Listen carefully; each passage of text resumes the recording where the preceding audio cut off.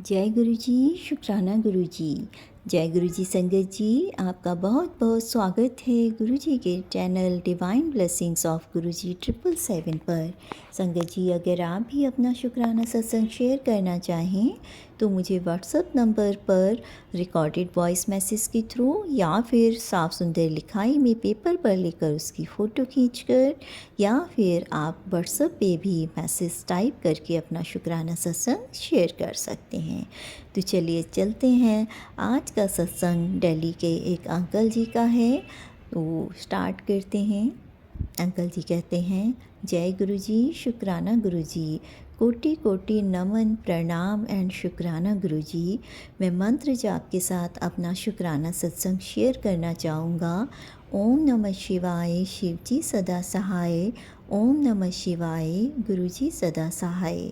संगत जी, मैं गुरु जी को नहीं मानता था। इवन पहले मुझे कभी कहीं भी गुरु जी का फ़ोटो मीन्स उनका स्वरूप नज़र आता था। सॉरी संगत जी, क्योंकि मुझे नहीं पता था कि उनके स्वरूप को फ़ोटो नहीं बोलते, उन्हें स्वरूप कहा जाता है। तो अब मुझे पता लगा, तो अब मैं स्वरूप ही कहता हूँ। उससे पहले कई बार मैंने उनके स्वरूप को देखा तो मैं ये सोचता था, ये कैसे गंजे अंकल जी हैं जो अपने सर पे हाथ रख के बैठे होते हैं, या किस तरह से ये देखते हैं। माफ़ करना गुरुजी, तब मुझे आपका पता नहीं था कि आप गुरुजी हो और आपकी महिमा के बारे में मैं नहीं जानता था, अज्ञानी था।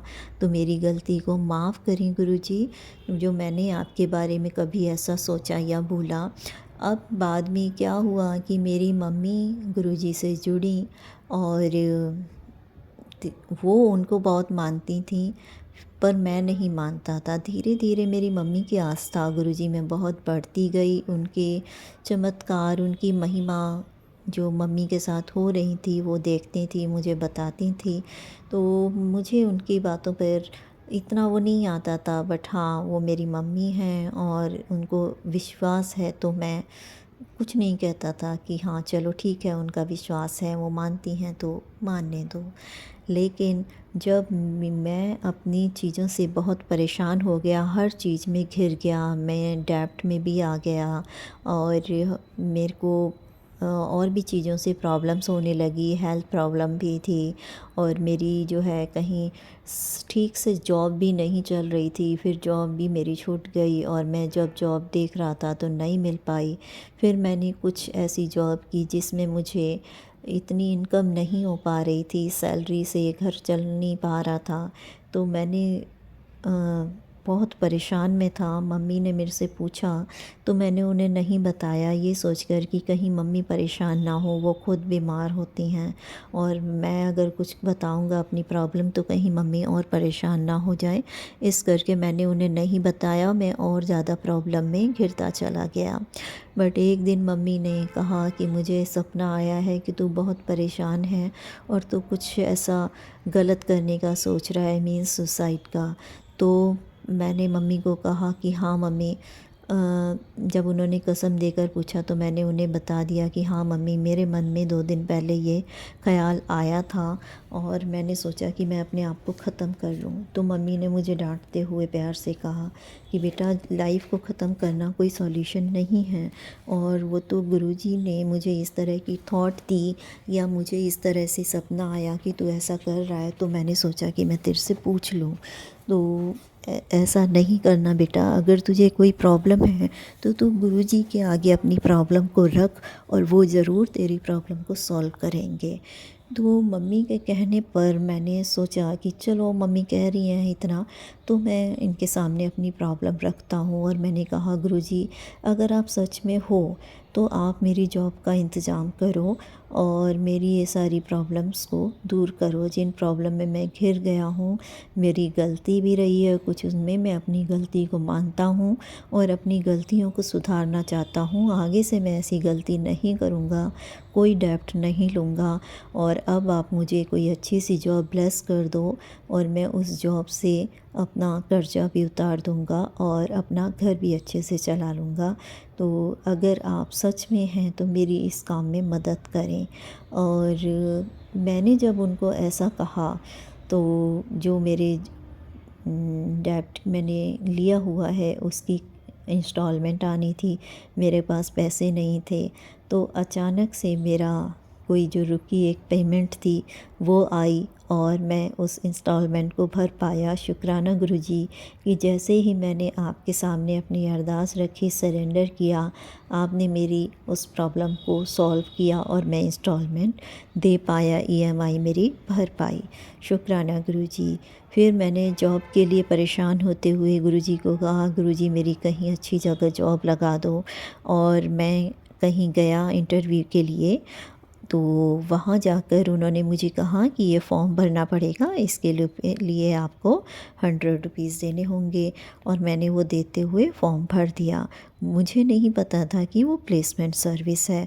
उन्होंने मुझे कॉल की और मुझे इंटरव्यू के लिए बुलाया। मैं अगले दिन गया, उन्होंने कहा इंटरव्यू के लिए आपके 900 रुपीज़ और लगेंगे, आपको 1000 रुपीज़ पे करने होंगे, जो 100 आप पहले ही दे चुके हो, तब आपका इंटरव्यू होगा। मैंने सोचा चलो कोई इनकी प्रोसेस होगी, मैंने वो 900 उनको भर दिए और फिर मैं इंटरव्यू देकर आया। वहाँ मेरा इंटरव्यू काफ़ी अच्छा रहा और उन्होंने कहा अब आपका एक फ़ाइनल इंटरव्यू होना है, जो कि आपका इस दिन होगा और आपको आना है, सेम डे आपकी जॉइनिंग हो जाएगी। जब उनकी बताई हुई डेट पर मैं गया कि आज मेरी जॉइनिंग होगी और एक फ़ाइनल इंटरव्यू होगा, तो उन्होंने मुझे दूसरी जगह भेजा, यानी जिस कंपनी की वैकेंसी थी उन्होंने मुझे वहाँ भेजा। तब मुझे पता लगा कि ये प्लेसमेंट था जिन्होंने मुझसे 1000 रुपीज़ लिए थे। तो मैं वहाँ इंटरव्यू मैंने दिया, तो वहाँ पर इंटरव्यू होना था 2 लोगों से, 2 लोगों ने मेरा इंटरव्यू लेना था, बट वहाँ एक ही अवेलेबल था। और उन्होंने कहा कि अब नेक्स्ट वीक तक ही दूसरे पर्सन आएंगे, वो आउट ऑफ स्टेशन है, तो तब आपका इंटरव्यू होगा। तो मैं बहुत ज़्यादा हताश हुआ घर पे आने के बाद, जब मम्मी ने मेरे से पूछा कि क्या रहा, तेरी आज फ़र्स्ट डे थी। तो मैंने उन्हें बताया कि मम्मी वो तो प्लेसमेंट निकला और ऐसे ऐसे आज मेरा इंटरव्यू नहीं हो पाया, अब तो वो 1 हफ़्ते बाद बुला रहे हैं और मैं 1 हफ़्ते तक खाली नहीं रह सकता, मेरा बहुत ज़्यादा दिमाग ख़राब होता है, मैं घर पे रहता हूँ तो, और सारा दिन मेरे दिमाग में टेंशन घूमती है, ऐसा लगता है मैं अपने आप को ख़त्म कर लूँ। तो मैंने जब मम्मी को बताया, मम्मी ने मुझे हिम्मत देते हुए कहा कोई बात नहीं बेटा, जो होता है अच्छे के लिए होता है।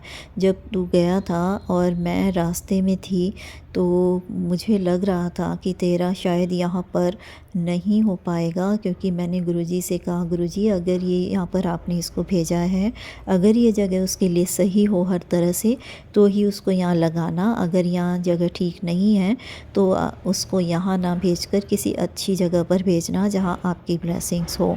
तो गुरुजी ने मुझे साइन दिया कि ये जगह तेरे लिए ठीक नहीं है, तो इसलिए तेरी वहाँ पर नहीं सेटिंग होगी। मतलब मेरे से पहले ही मेरी मम्मी को पता लग गया था कि वहाँ पर मेरा रहना या जॉब करना ठीक नहीं है, इसलिए वहाँ पर मेरी जॉब नहीं होगी।